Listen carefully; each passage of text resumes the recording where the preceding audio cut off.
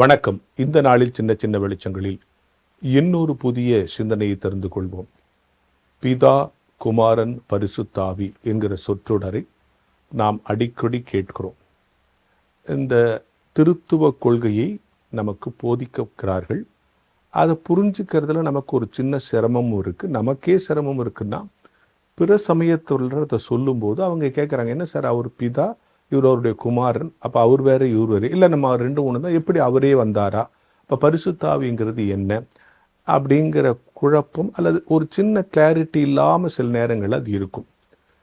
பிதா, குமாரன், பரிசுத்தாவி என்கிற சொற்றொடர் அல்லது இந்த மூன்று பெயர்கள், அது குமாரனுங்கிறவர் வேற ஒருத்தரா, பரிசுத்தாவிங்கிற வேற ஒருத்தரனா, அவை கடவுளுடைய தன்மைகள்.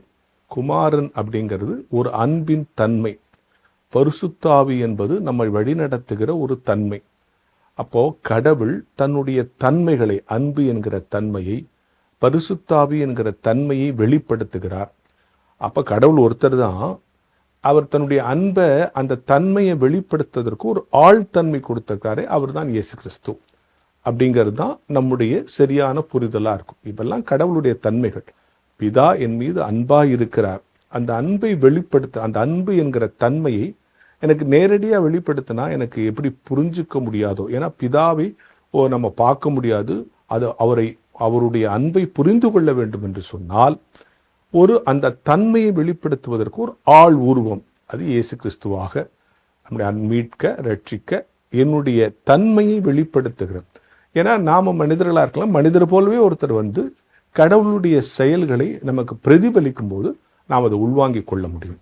சரி, உள்வாங்கி கொண்டதற்கு பிறகு அவர் தன்னுடைய ஜீவனை கொடுத்து நம்ம மீட்டு விட்ட பிறகு தொடர்ந்து அவர் நம்மோடு இருக்கிறார் என்பதை அவருக்கு பிறகு பரிசுத்தாவியானவர் நமக்கு உணர்த்தி கொண்டே இருக்கிறார். ஸோ இந்த இரண்டும் அவருடைய கடவுளுடைய தன்மைகள். அப்படின்னா இது எப்படி வச்சணும்? பிதாவை ஏற்றுக்கொள்ள வேண்டும், குமாரனிடத்தில் கற்றுக்கொள்ள வேண்டும், பரிசுத்த ஆவியானவரை பெற்றுக்கொள்ள வேண்டும். இதுதான் நம்முடைய அடிப்படை. அப்போ இந்த திருத்துவ கொள்கை புரிந்து கொள்ளுகிற பொழுது கடவுள் ஒருவர் தான்.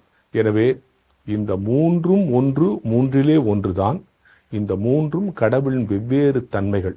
அந்த தன்மைகளை நாம் புரிந்து கொள்வதற்காக வைக்கப்பட்டிருக்கிற பெயர்கள் என்பதை மீண்டும் புரிந்து கொள்ள வேண்டும். மீண்டும் அதை வலியுறுத்தி நிறைவு செய்கிறேன். பிதா என்னை படைத்தார், அவர்தான் மூல காரணர் என்பதை ஏற்றுக்கொள்ள வேண்டும்.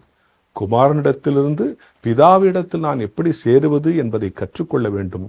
இந்த கற்றுக்கொள்ளுதலுக்கு பிறகு எப்பொழுதும் நான் கிறிஸ்தவனாக வாழ்வதற்கு பரிசுத்த ஆவியானவரை பெற்றுக்கொள்ள வேண்டும் என்கிற ஞான வெளிச்சத்தோடு இந்த நாளை தொடங்குவோம்.